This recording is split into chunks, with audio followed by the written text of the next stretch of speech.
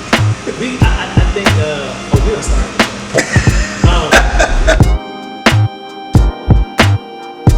The link below. Do you see it? Why are you watching me still? You haven't clicked the link yet. Click it. Click it. Click the link right now. The comb back there? Yeah, for the beard.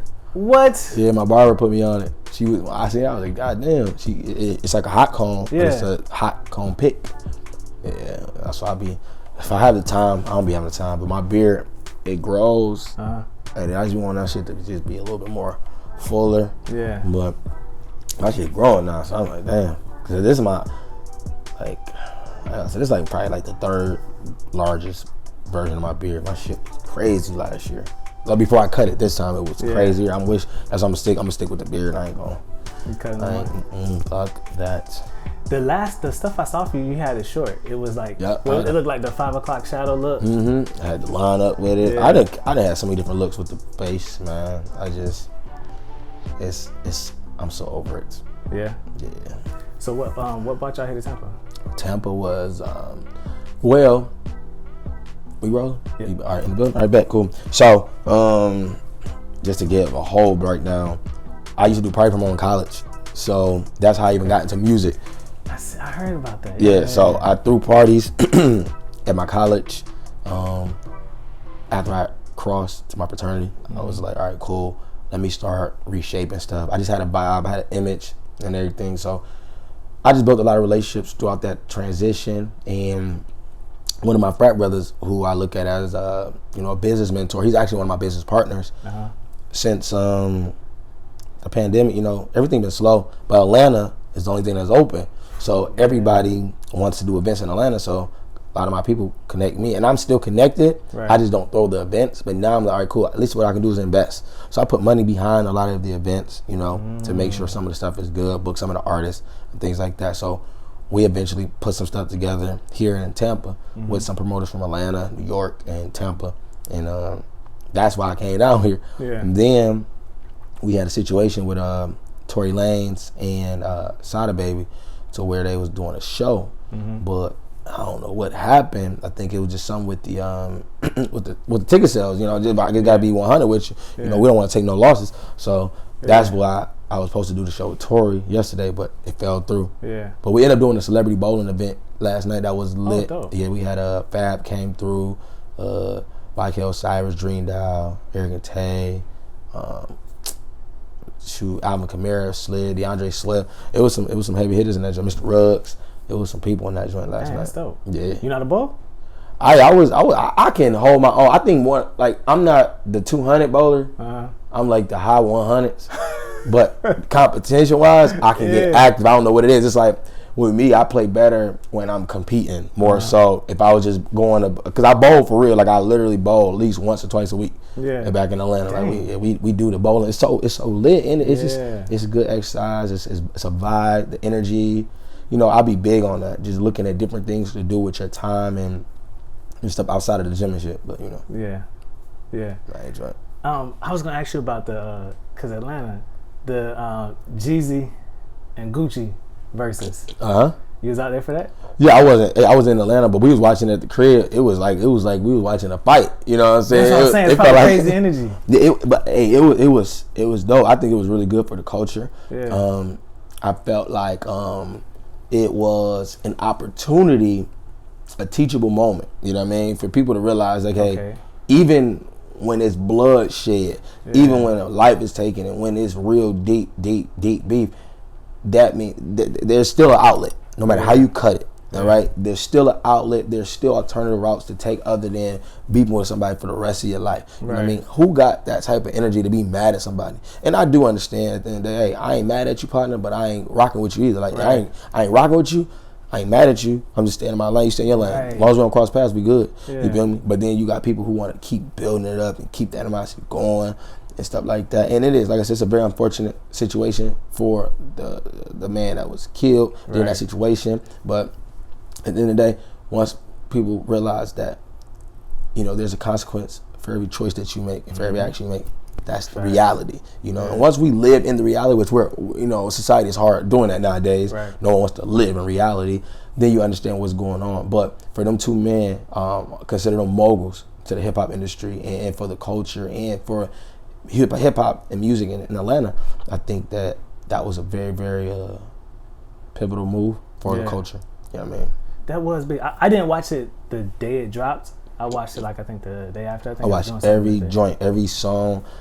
Jeezy was on fire from the jump. Yeah, you know what I mean? And I felt like even records that I know about Gucci, I was kind of disappointed because I was like, why you ain't just play these? Like Gucci didn't play about at least a lot of records that I felt would have carried him or at least made it somewhat of a competition. I think Gucci misjudged it in the sense of he was there for entertainment purposes. Like he knew he was gonna drop that record. Yeah. He knew he was gonna, do that. And Jeezy, how Jeezy handled it was it just shows such growth, especially in a black, powerful man like himself. It's like it shows growth. It's like, look, you ain't gonna get me out you ain't gonna trick me out my position. You know what I mean? It is what it is. All right. What happened. Yeah.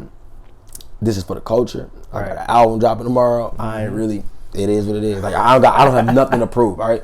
I did what I did. You did what you did.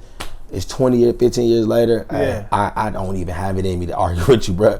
Like, and that just shows, and that's how I am. You know what I'm saying? It'd be people that's still mad at me from years ago, and I just be like, all right, hey, you got to deal with that. Yeah.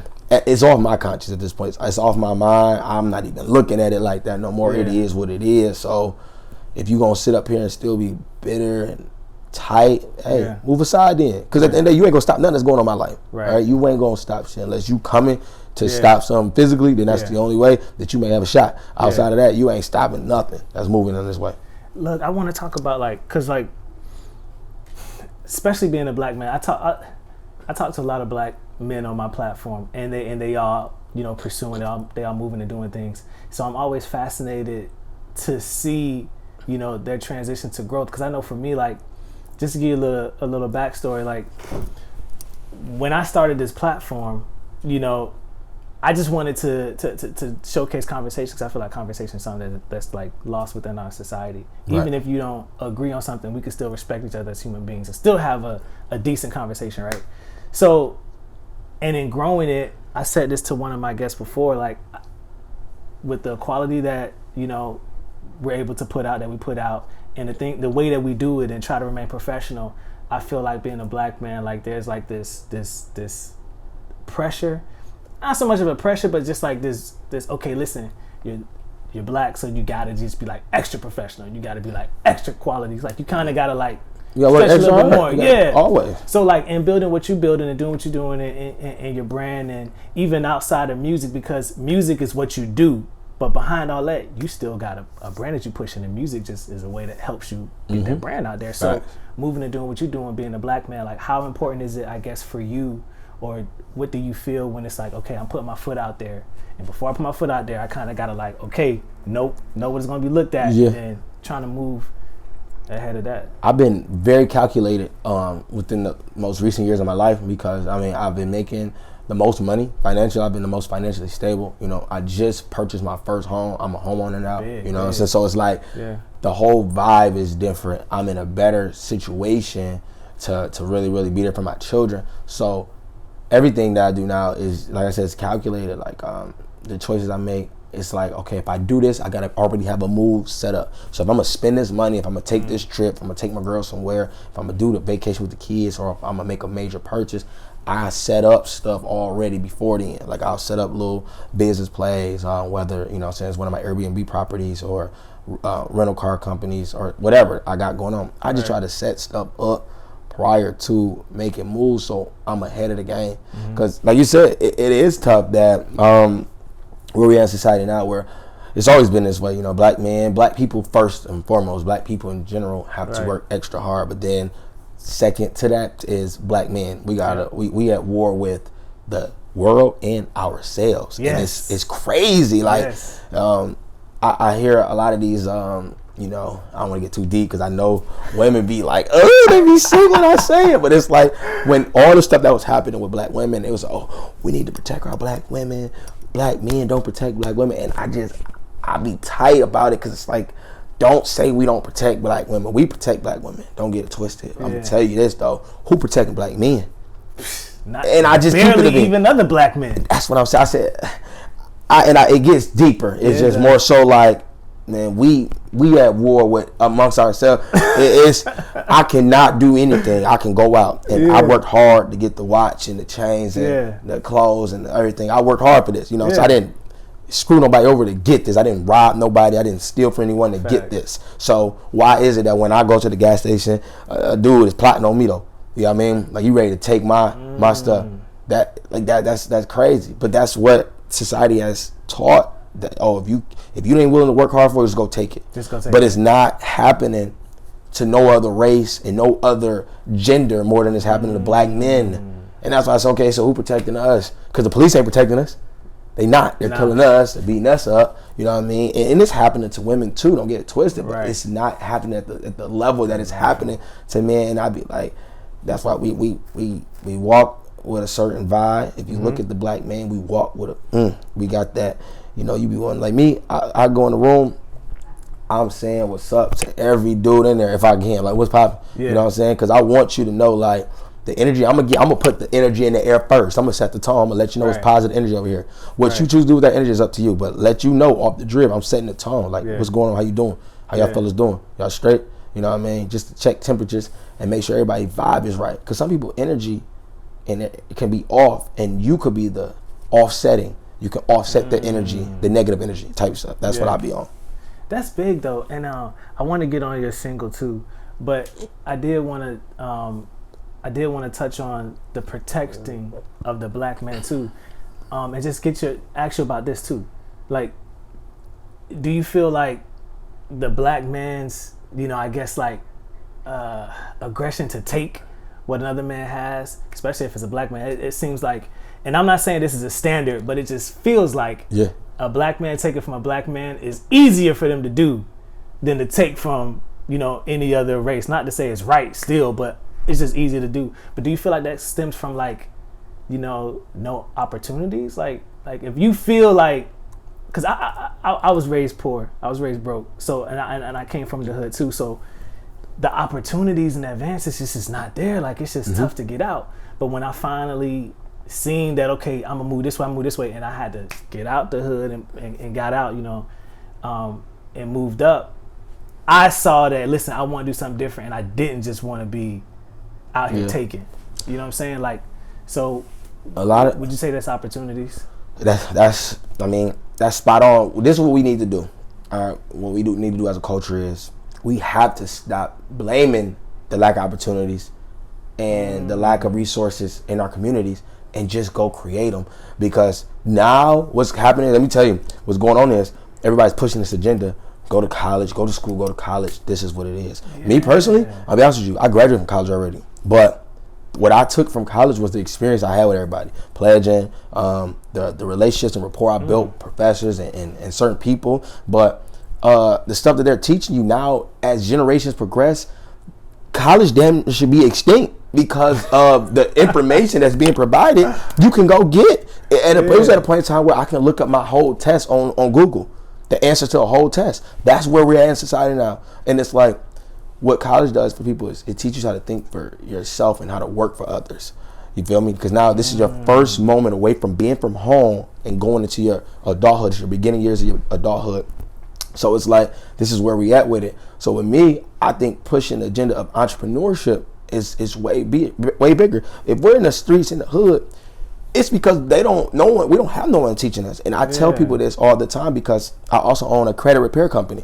You know what I'm saying? I teach people about credit literacy and financial literacy and all that stuff. And it's like, what classes do you remember that they was teaching us about balancing a checkbook and stocks and bonds and how to open up a bank account and what not to do, check systems, Brad, and all the different business credit, how to use a business, an LLC, how to put stuff under your business name. They don't teach us that. Nah, heck no. So that's the crazy part. They are teaching it in other communities. But the thing is, once people find out, why are we going back to the communities that we was raised in and pushing that agenda? You know what I mean? Because at the end of the day, it's like we can only blame the world for so much. We not at the end of the day, I'm not gonna say it's never gonna happen. It could be, it may be for the generations to come, and we are taking the right steps now. we're making moves, we're making strides. But it's like two things. I feel like we got to stop making excuses for why we lack of, because that's not excusing me. Oh, we don't got the same opportunities everywhere else, so I'm just gonna rob somebody. I'm not feeling that, not at all. Don't rob me because you didn't want to go to school, or you didn't want to go try and make something happen. That's not on me. Don't just come take. I got family you taking away from, or even if you shoot me or stab me or kill me, it's like, you take me away from my family because you wanted these, you wanted a watch, you wanted a car. Come on, like. All this, I got insurance, all this. Don't take my life, you feel me? At the end of the day, I ain't got insurance on life. So it just be like, why don't we help push it? I don't even charge people to talk to them about credit, because that's another thing. If people understood the value of credit, we wouldn't be in these situations. You wouldn't have to steal, because you can get $100,000 in credit at 18, 19 years old if you know how to use it. Wow. If you're smart enough to strategically plan it. But this is, like I said, it's once again, I'm with you as far as, yes, we do have lack of resources. We don't have the same opportunities. That is a fact. That's how they created it. Once we broke off, and somebody said this, they said the worst thing we could have did was integration. And I didn't think about it until somebody broke it down to me. They said we had our own. We had our own. We would have been set. We had our own banks. We had our own churches. We had our own businesses. We had our own school systems of teaching. We had our own religion. We was breaking off. They didn't want us with their stuff. We would have been way more powerful as a culture, because we had our own. Because now you can't shut us down. But us forcing ourselves to be equal and integrated, it's almost like they learned from us. They took everything that because they was already a step ahead of us. So they took all of our ideas, amplified it. Feel me? Took credit for it. Became billionaires off of our ideas.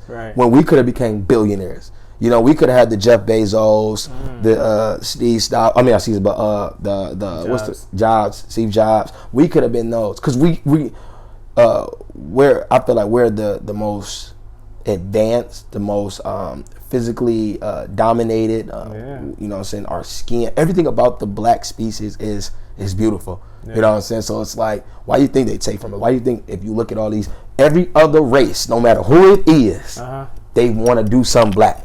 They want the body to look black. They want the lips. They want the eyebrows. They want the hair sometimes. You know what I'm saying? They want the culture for sure. They love our culture. You feel me? So I was going to say this.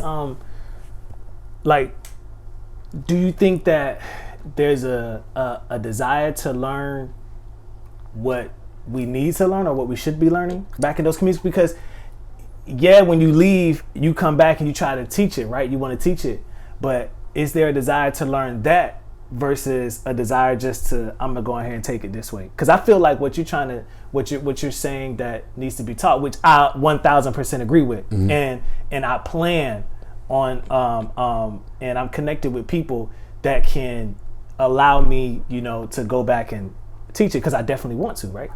But like, do you think, what's that desire? Like, I give you this example. I had this this pastor friend of mine, and he's in the hood, right? So he owns a software company. Okay. Lives in a nice, his company does multi-million-dollar deals, right? So like, just to show you that, like, he knows what he's talking about. He uses his church to give to the community. So he's like, I'm up here learning this stuff, Daniel, and I want to come back and I want to teach it. He did this technology summit at his church, and he wants to teach kids technology, engineering, and stuff like that. Like, he actually wants to give them like skills that they can actually use and make a decent living off of. Right. So he does it for free. He's like, I want to get these classes out. All this is coming out of his pocket. So he does this free thing. Hardly anybody shows up. But when he wants to throw up a bounce house and give out hot dogs and food, parking lot packed. Yeah, man. It's deep. Like, how? Like, do you want to learn, or do you just want the handout? It's sad. That's the culture. That's what I'm saying. That's because that's what's been embedded. You feel me? Working hard for shit. They don't want to do that anymore. It's like, oh, I got to work for it. I don't. If it's anything with work, I don't want to deal with it. That's how people think. Yeah. And it's crazy, because even though I don't work a 9 to 5, even y'all, I don't know if y'all may work a 9 to 5 or not, but in the day, it's like, this is your passion. Right. You feel me? Your passion is going to lead you to the wealth that you desire. You know what I'm saying? Being wealthy and being successful, isn't a measure of how much money. It's about what makes sense for you in your situation. Wow. $100,000 a year could be good for you. $50,000 could be, because if you don't have the kids and I don't got to drive this type of car, you're good. If the credit is right, you can still live the life that you want, off of $100. I don't know. It just get deep. But people do feel like they entitled. We got a lot of that, bro. Entitlement. That's the word. Everybody feel like they're entitled. Oh, this has to be given to me. No, it don't, man. You gotta go get it. All right, and we just gotta keep pushing it. And it starts with us. You have 3 children. I have 3 children. So it starts here. You indebted. Like, I can't say, like, being from Detroit, where I'm from, is considered the hood, no cap. But it's not as rough as other areas in Detroit. Right. So it wouldn't be considered as the worst area to be in. Right. But even beyond that, my parents kept me out of the hood. You know what I mean? It's just like my parents was working parents. Yeah. I had both of them in the household. We went to school, never flunked, never failed a grade every day. We ain't never skip a year of school. We always was on point with that. I played sports, stuff like that. So it's like, I looked at how my parents taught us, and all 3, me and my brothers and sisters, I would say, we've all accomplished a lot in our life. Everybody is moving towards a successful rate. All college graduates. Wow. Now, boom. Now I have children. Now the generation, we just keep popping it off. But when they look at our family, just look at the trait. My mom, big house. You know what I mean? Me, big house. Wow. You know what I'm saying? Parents making good money. Wow. Stepdad doing his thing. You know what I'm saying? My biological father doing this thing. He's remarried. Whoa. So everybody. So in my family, it's like, okay, you seen the direction that we going. Yeah. So my kids, they don't gotta want for nothing. Like, the mother of my children, all and going in good directions. Yeah. All got their own cribs. You know what I'm saying? All have boyfriends, and I'm cool with the dudes. And that's another thing. I just posted this the other day because my junior, his mom, she's the only one that's been dating her boyfriend for a long time, and my son is very fond of the dude. He loves him. He considered him a real stepdad. And I explained to him when I met him and when I kicked him, I said, listen, I don't have no beef with you, and you don't have no beef with me. All right, we both black kings. All right, I want you to understand. I'm gonna speak life into you, because at the end of the day, I want you to be the most successful individual there is when it comes to that. Because my son is in your household, so I need you to understand that I'm on your team. You ain't got. I'm not the bitter baby daddy. I ain't the baby daddy still trying to hit on my baby mom. It's strictly cool. I have a great relationship with the mother, and I just want to make sure I have a great relationship with him, because I want him to understand that you have my full support. You ain't got to ever be like, man, I don't know. No, tell me. You know what I'm saying? My son get out of line, tap in with me. You know what I'm saying? If he going against his mom, let me know, because that's what people need to be on, instead of, oh, I don't want nobody around my kid, or I don't want nobody around my. I feel like if you're gonna deal with this person, this is what we can't. I can't control your life. Right. This is your life. I can't tell you what you can do, but I be on that type of time, man, and I just make sure that I stand on principles like that. Just keep pushing it. At the end of the day, like you said, you can offer this and offer that. People gonna take what they want to take out of the situation. It's very unfortunate, but like I said, entitlement. Everybody feel like they're entitled to this. I ain't rocking with it.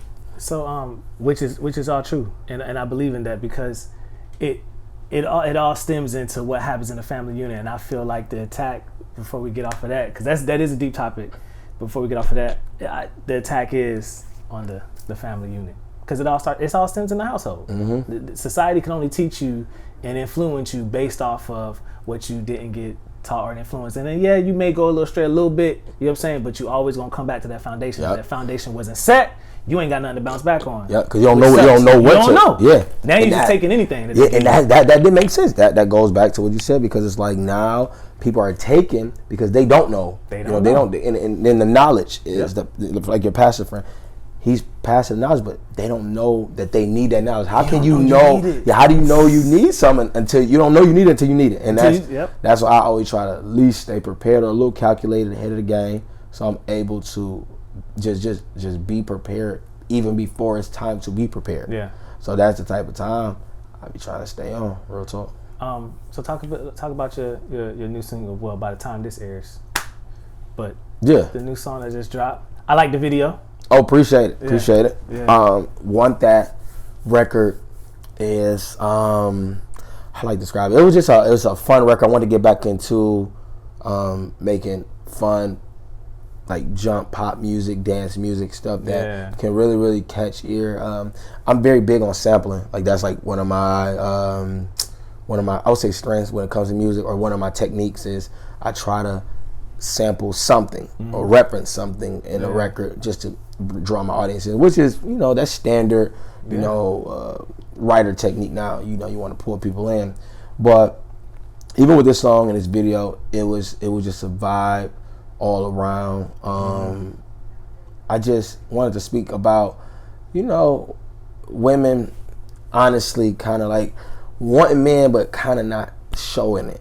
You know what I mean? Like you know, deep outside, you want to rock with me. I'm giving you all the vibes. You know, the energy is good. Yeah. Come on now, let's stop playing. You know what I mean? Because I dealt with that so much with women, where a lot of women wanted to mess with me or want to get involved or wanted to rock with me, but some were intimidated. I was too blunt, too strong minded, and that can definitely scare people. I see it scares men. That's how I know what it does to women, because it's like some men look at me and they feel because of how confident I am makes them feel like now they gotta do extra. They gotta come around and tell everybody about what they do, and it's like I don't really gotta do that. You know what I'm saying? Miles, you can see what type of energy I'm bringing to the table, and if you receive it, you receive it. If you don't, hey, life is on. I've been really good at that. But that's what I want to talk about in the music. I wanted to be able to, I always want to be able to showcase something from my life, you know. But the music I'm making now, like the project I'm working on, the music I'm making is like insane, because it's really touching bases on real stuff that occurred in my life, and it's really, really speaking to some of the things that I'm going through on a regular, or I have went through, you know, past situation. When did you when did the album Bayfriend drop? Because that's the album I listened to. Yeah, okay, so Bayfriend dropped, I believe I dropped that I think in December. It might have been December. Okay. Oh no, it might have been a little earlier than that. I came was it November? Because I listened to it on Tidal and it just said 2020.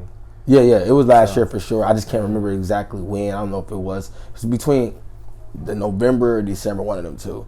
But Bayfriend was, I would say, that's a slept on project. A lot of the music was made in 2019 and 2020. This was me shifting. So what I did was it's a transition. I used to write all my music. Okay. Yeah, I used to write at least 85 to 90% of all my music. Yeah. Eventually I started, you know, I have no egos. You know what I mean? So I'm humble enough to bring people in and say, hey, listen, my writing ability isn't getting me where I really want to go. Can y'all come help me? You know, I'm cool with that. It is what it is. Yeah. So I brought in some writers. Kiara, shout out to Key. She's a dope songwriter, and she's a singer that's an animal. You know what I mean? I seen her on Jazzy Faye's live one time, and originally when I seen her, you know, she's a very beautiful lady. She's chocolate, she's thick. So I'm looking at her like, oh, I need that. So I slid in the DLs. Also, okay, I see she do music. I heard her voice. I said, okay, her voice is good. Yeah. So I just came through, just giving her compliments like, hey, yo, your voice is dope. You know, see if that can work a little magic. Yeah. And she was just getting into a relationship, or she was just talking to somebody, and I was just on the prowl, you know. So I was fresh out of a little situation. I'm having my way with things. So I was just like, damn. But as I got to know her and got to working with her, I was like, yo, she's actually a dope person, and just like on some friend sis type stuff. I'm like, she lit. And so she just, you know, she sent me a couple records over, and a lot of the records that she sent, they weren't hitting me at first. They wasn't, like, because I guess I was so stuck in my own way when it came to music and what I thought was the music for me. Yeah. So once I started cutting the records, it started coming together. I said, oh, I like this. Yeah. And what I did with Bayfriend was I put out music that was my writing style combined with her. What I wanted to do was I wanted to introduce my fans and my audience into a new pattern of what the music was going to come about for me. So it was like a transition out of the Nick LaVelle style towards a more groomed, more refined, fine-tuned. Like somebody came in and tuned me up real quick and showed me different ways to write different songs that still gives the same image, same message when you look at me. You know, records like Pipe You Up or Bayfriend, just little things that speak to my lifestyle. Right. But now it's with a little twist. Now it's like, okay, the melodies are different, the harmonies are different, the way I'm flowing on the records is different. So it was, like I said, it was a transition from old music into new music. Yeah. And I think, it came together. I just didn't give it a good push, because with music, people understand you can drop it all you want, but right. if you're not putting a budget behind it, if you're not pushing these records and stuff like that, it really don't do nothing for you. Yeah. So yeah, what does because like I know a lot of people, especially that are gonna watch this, that they're gonna be artists. Like I talk to a lot of artists. I'm an artist myself, so I talk to a lot of artists.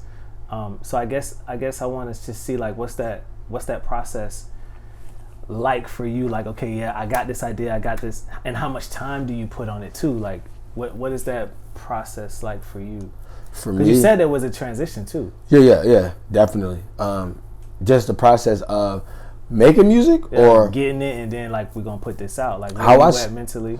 Yeah, see, oh man, everything has changed so much. And I used to travel so much. Like I used to drive everywhere. So when I travel, I listen to beats, get an idea. Well, all right, I record it, voice memo it on my phone, and as soon as I get to if I'm going back home, I'm getting in the studio the next day and I'm rocking it in. Like, okay, cool, let's put the idea down. And then I'm just catching it, because a lot of times I like to go to studios with ideas. I don't really write music. Like, I don't go out and write a full song or record a song. I always come up with a hook, and I always think of something that's gonna be catchy, and I always make sure the beat is insane, so I can just, all right, now I got some stuff. And then I always think about who I hear on this record. That's like my price. Like if I want to go out and get a feature, who would I reach out to?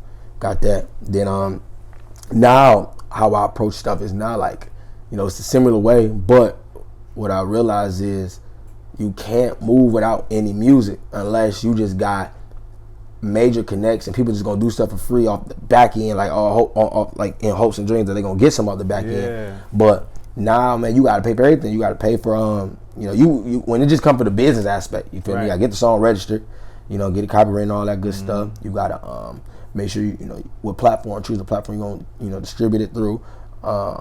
You gotta tap in with your Spotify, your playlist connects, your YouTube promotional connects. You got everybody. You want, when you drop some music, you want that traction to hit immediately, because you want to be able to hit the ground running. That slow grind is very, very stressful, and it's discouraging. If you're an artist and you think about all the time we put into the record. We go in the studio, we spend 6, 7, 8 hours on the record, then you paying to get the record mixed and mastered and cover art, and then you shooting a video, cost you a couple $1,000 to shoot a video. You gotta hire this model, makeup artist, hairstylist, you gotta find an Airbnb, and you gotta get the whips. It gets crazy. So by the time you look at it, you're like, now I just spent $4,000-5,000 on this song alone.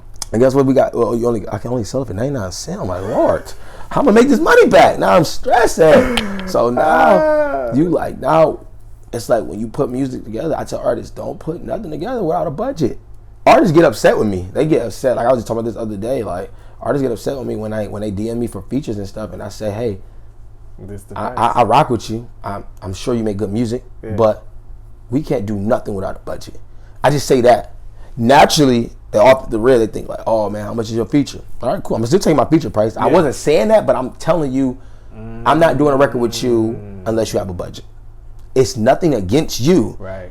I just need to know if you got a budget, then I can do it with you, because I know you're gonna go toe to toe with me as far as putting the effort behind this. Because what happens is people get records, they think that the way they've been pushing records is the way it doesn't work like that. All right, you have to be humble enough to take constructive criticism, to know that your process in making music and then putting music out, it's gonna change, and it has to change for you to become a better artist. You gotta grow. So if you think you're gonna put music out and just everybody they're gonna rock with my stuff, I'm gonna send it to like people on Instagram, Snapchat, and think it's gonna just go there. No, that's not. It's like 1%. It's like 1% of the artists that you see that's huge now made it off of a song going viral on TikTok or Instagram.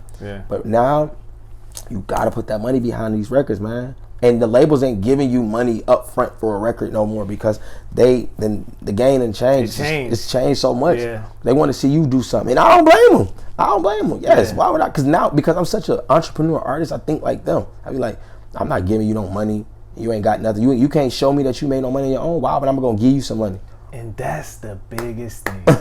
They want to see that. Like I got a friend right now. He's talking to some people, and they're just waiting to see what he does. Mm-hmm. They want to see what he can do, what you do on your own before they put that time in you. But it has changed because labels used to come in and put money on an artist and develop them and do all that, and they don't even focus on artist development like that no more. They want you to come with a lot of stuff nowadays, which is cool. I'd rather it be that way. I'd rather it be that way too, because now when I come to you, got my hair, I got my stylist, I got my videographer, I got my studio. Guess what? Now when you give me that money, you ain't about to hand me and tell me, oh, well, we taking us off the budget. No, I got my own dude. Yeah. I got my own. Listen, y'all give me money, give me the bag. Yeah. I'm gonna go crazy regardless. Like me personally, if I got a deal, if people talk about 360 deal, all this, I can take any type of deal because I done did so much on my own. I don't need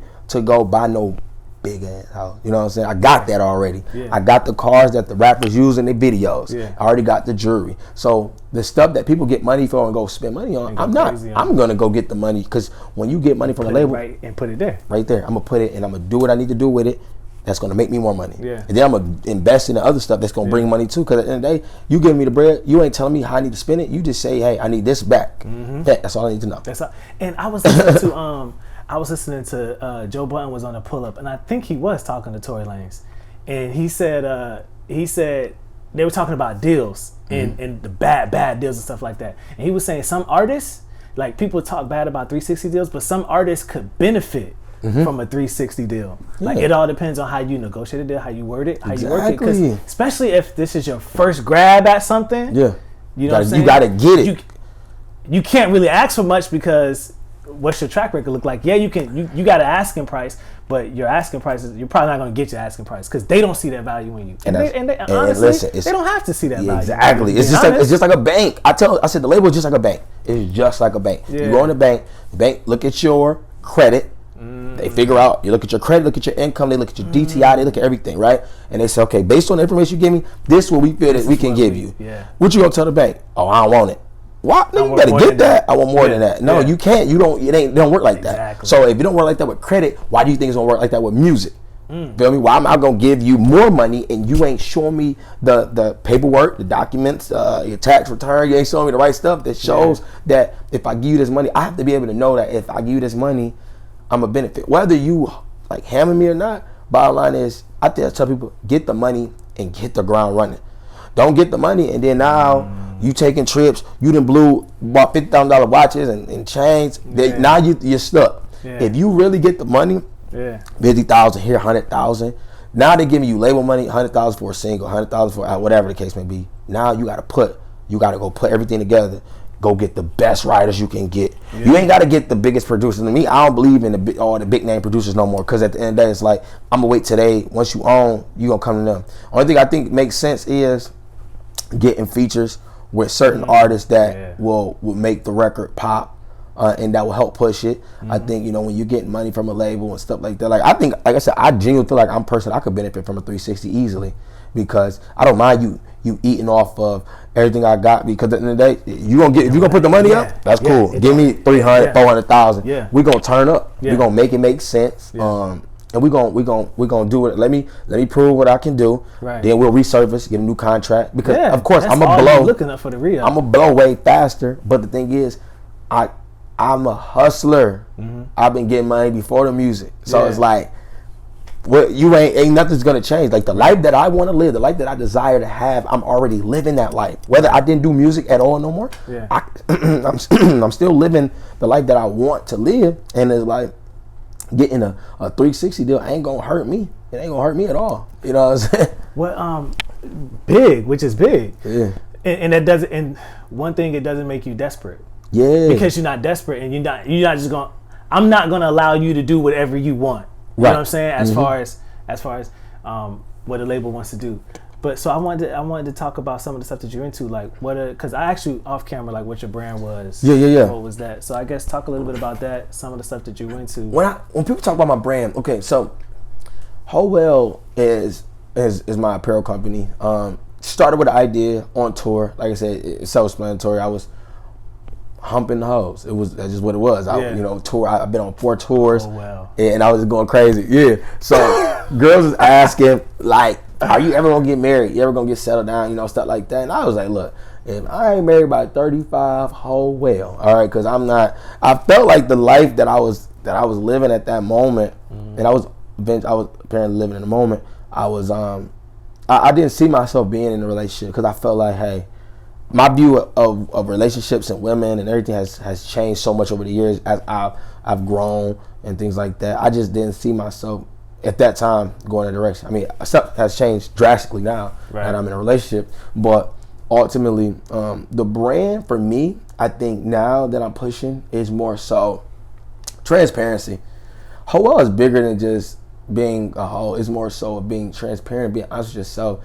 Don't let society bully you into, or social media bully you into living up to a norm or living up to their expectations. Yeah. I don't roll like that. I do what I want based on what I feel, but I'm also calculated. Like, I do understand some of the stuff I may say and stuff that I've said in the past has been deemed as offensive or insensitive to certain people. Right. And it's like, all right, I can be honest and be humble enough to say, okay, that was a misjudged statement. You know what I mean? Yeah. But I'm not apologizing for how I feel. I'm apologizing on how the message was interpreted. Right? Because I'm going to feel how I feel. That's my right. I can feel like we make people feel bad for feeling how they feel. You can't control how I feel if I feel that way. Yeah. I mean, that's a messed up way of thinking. No, it's not. It's just the way I'm thinking. Right. It's not a bad thing. It's not a right thing. It's just, hey, I think this way about this certain topic. And I could be insensitive to a certain, group because of what I'm saying, but I don't mean no ill intent. Like, I don't mean no harm. I'm just giving you a different perspective, and I think that's the problem. And when I speak on Hoel, it's like, oh well, it is what it is. Like, hey, I said what I said. I'm not about to keep going back and forth with you about something that really don't serve me no damn justice. And it is what it is. So that's more so the image for Hoel is what it is. It's the unapologetic for being yourself. Stand on what you did it. All right, stand on it. All right, life goes on. Like, you could come back from anything. You know what I'm saying? If you just strategically plan everything out, you stay calculated. So, with that brand, that's the vibe, and that's just my whole ordeal. That's my whole aura. Like, anybody that knows me from college, from high school, middle school, even as my beginning adult years, they know I'm a savage. I don't care. Like, I'm more so now. I'm a little bit more caring now, but back then I'm like, I don't care what you think of me. Yeah. You can say something about me. Yeah. I endured the most hate I've ever had. Like, in college, I was one of the most hated kids on the campus. In college? Yeah, hated and liked. You know what I'm saying? It was kind of a balance. Like, yeah, it was tough. Especially from the women. That's just how I was. Like, I was very reckless though. I can definitely admit. I'm not gonna sit here and blame and say like I was just such an innocent kid. I was wild. I was so wild, and I was an animal. So it was like, when you that type of person, it rubs people up. And it's so funny because even now being I graduated college in 2015, so 6 years ago, 6 years later, and then my first day in college back in 2009. We're almost 11 years out since I stepped foot on a college campus for the first time. Yeah. So it's like, I've changed so much, and a lot of people, they see it, and a lot of people they're so mentally distraught based on what they experienced from those first couple years that they can't even move past to even see that I've become a better person now. Yeah. So, I be still getting a little slack from a couple of college Johns back in the day. It is what it is. Like I said, oh well, you know what I mean? But it ain't. Now I approach stuff totally different. So that's just what it is. And which is big. I think people have to I talk a lot about grace. Okay. Which it's kind of a two-sided thing because because I'm like you, there's a lot of stuff, you know what I'm saying? So, you hurt a lot of people, you damage a lot of people. Yeah. And then you get to a space where you're like, dang, you know what I'm saying? You want to be a better person. Right. So you got to change a lot of stuff. So like now, as you're changing and growing, you have to show grace to yourself, because if you don't forgive yourself, you can't expect no one else to forgive you. Right. And then you got to forgive yourself so that way you're able to move and make those changes, and then those changes solidify. Yeah. Because if they do not solidify, if you haven't forgiven yourself, those changes won't always solidify. So I assume, I believe that you have forgiven yourself for things that you've done. And then now it's like, okay, so I'm doing that, and then then you want forgiveness, you want them to extend that grace to forgive you too. But it's like kind of two-edged thing, because it's like, yeah, I did do that, you know what I'm saying? Yeah. But now I'm trying to do something different now. So it's just a tough thing, man. Man, listen, that's exactly what it is. It's tough. It's tough because you're gonna move on, and you have to let it go. It's not even like you're saying, oh, you shouldn't feel that way. Nah, you should feel that way, but I can't allow myself to be hung up on that, because I'm not going to make the necessary changes. Right. And it's not going to be sincere, and I can't continue. I won't be able to. So it's not like I'm ignoring you. Yeah. No, yeah, you saying the realest. That's the realest right there. That's how I feel. And I but see, the thing about it is like I learned a lot of this stuff like I'm 35 now, so a lot of it I learned like in my 30s. Yeah, that's what I'm saying. When I hit 30, bro, I felt like something just like. Yeah, and I feel like that's what's happening to me. Like, just within the last couple of years, I'm just seeing it. Like within the last couple of years, because if some of the people that I met in college see me or been around me now, let's say everybody that still hate me or still dislike me or don't like me for whatever reason, if them same people was around me today, I promise you their perception will be totally different. Yeah. If they met me for the first time today, they'll look at me totally different. They wouldn't even know it was the same person. I promise you that. And that's why I've been an advocate of like just showcasing a lot more of the changes, because I never was a guy to be the way I am now, like as far as being so open to my relationship and putting it out there and being honest about it. And now I'm doing that. I love the energy that it gives. I love when everybody is showing me love for being in a relationship, because it's like, damn, the people are like, we ain't never think we'll see today. You know what I'm saying? It's the whole world and hold down. Goddamn. So it's like, it's a good feeling now. I'm like, damn, okay, cool. I love it here. You know what I'm saying? I could do this. Yeah. All right, it's not that bad after all. You know, relationship ain't that bad. That's all it is. It's just work. It's work, man. It's work. And once again, like I said, mama don't want to work. That's what's wrong. They don't want to work. It is a lot of work. It's a lot of work.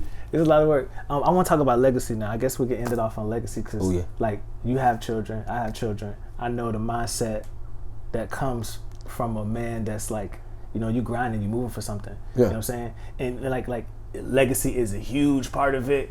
And you have a junior, so natural legacy is like there, because you got boys. And then on top of that, like being able to leave like intellectual legacy, a financial legacy. Yep. You know what I'm saying? All of that stuff. So I guess like speak a little bit about that, what you want to leave behind, what you want your legacy to say. Because I know a lot of people, they talk about like your birth date and your end date. What matters is that little dash in the middle. That's a big thing. People talk about, cliche thing. But like when you're actually moving, trying to establish that dash, it hits a little harder. So, all right. So just to kind of touch base, my biological father, he wasn't in my life like growing up, you know what I mean? And I never, like, I think at that time when I was younger, I didn't understand it, because I had a father figure in the household, so I didn't miss it. Like it was just weird. So I seen my dad when I was 5, I seen him again when I was 10, then I seen him when I was 13, then I moved with him when I was 16, got into a little situation with my mom, moved to Nashville, Tennessee. My dad's from Tennessee, so lived down there, and it was a shock, because it's like I'm 16, I'm in that transition from a little boy to a man. Weird phase. Yeah, man, weird as hell. And then now I'm developing a relationship with a father that I really ain't called a father. I ain't never been there really for me in that way, because whatever the situation it is. Yeah. And it's like, going through that was like, it was tough. And we had our differences throughout even my early adulthood.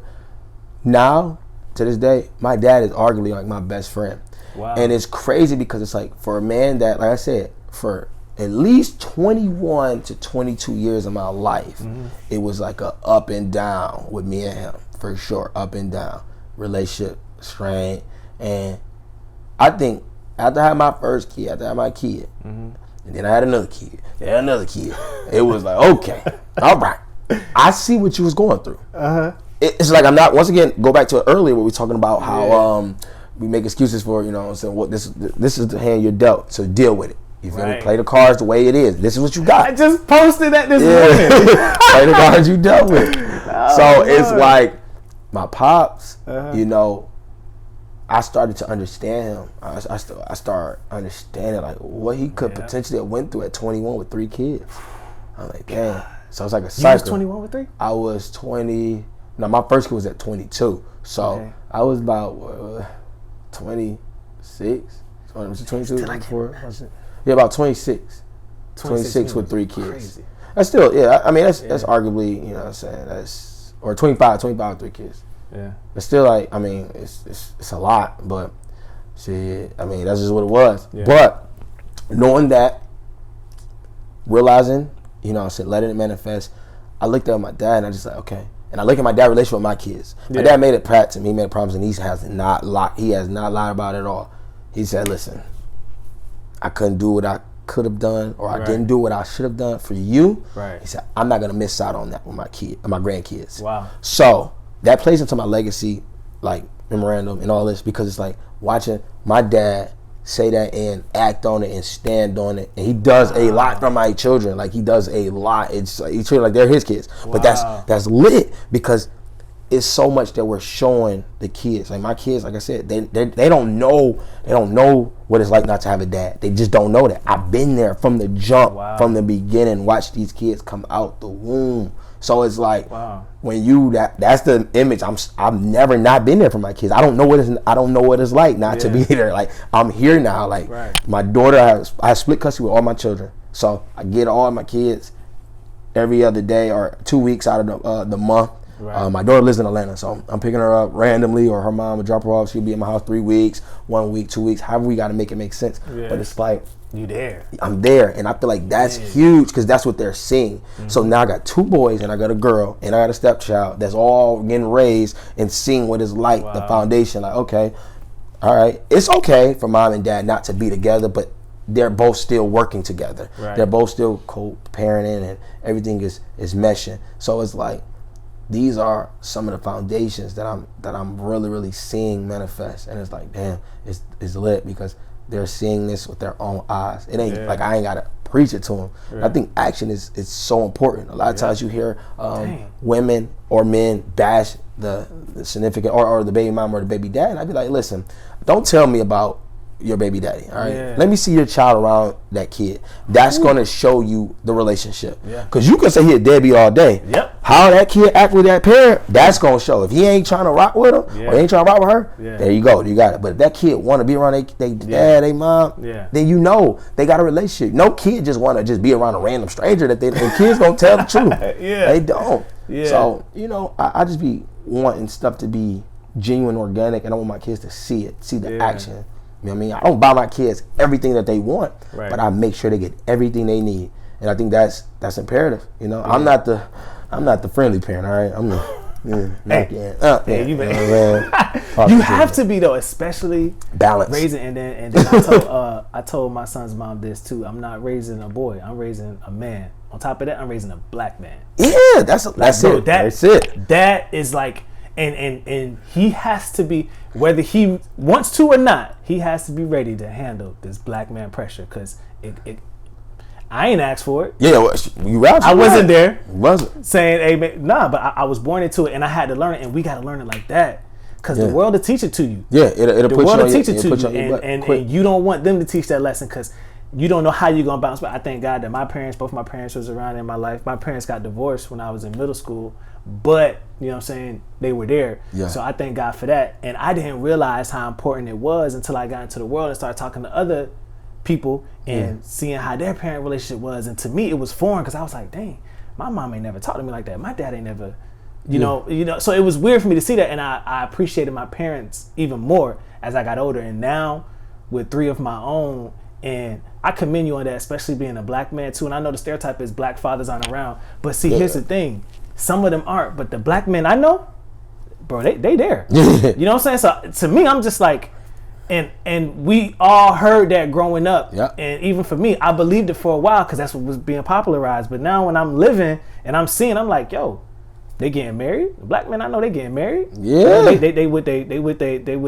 daring their kids' life. They supplying for their kids, supporting their children, and they want them.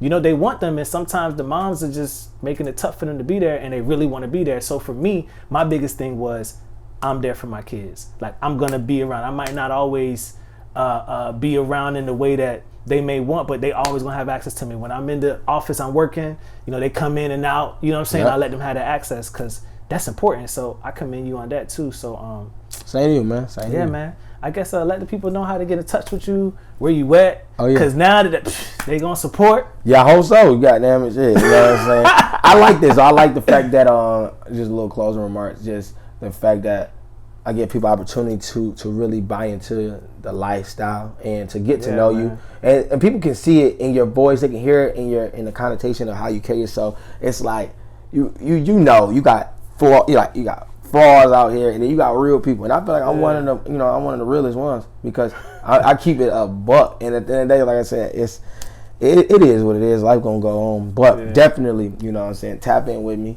You know, Nick LaVelle on all social media platforms. It's Nick LaVelle 1.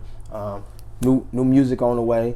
Want That is out right now, streaming on all platforms. Getting ready to drop another single. So I'm just staying working. So if I gain your you know, as a new fan or something, please you know what I'm saying, have patience with me. It's gonna be a dope ride. You know, for sure. Facts. Hey, thank y'all so much for watching the sit down. Reach out to the guest. His link is gonna be in the video description. Thank y'all so much for watching. I want to say what's up to the partners, Pinka, taxmoney123.com, and one of my favorite partners, Oksana, the legacy coach, my beautiful wife. So make sure y'all hit up the sponsors, and hit up the partners, and shop the sit down. Get you some merch. Subscribe to the YouTube. But you don't watch my stuff and don't subscribe. Y'all not them type of people. You know what I'm saying? So appreciate it. We'll see y'all next time. Deuces. Yeah. That's it, bro. Oh, yeah. That was a vibe. Yeah, I appreciate y'all, dude.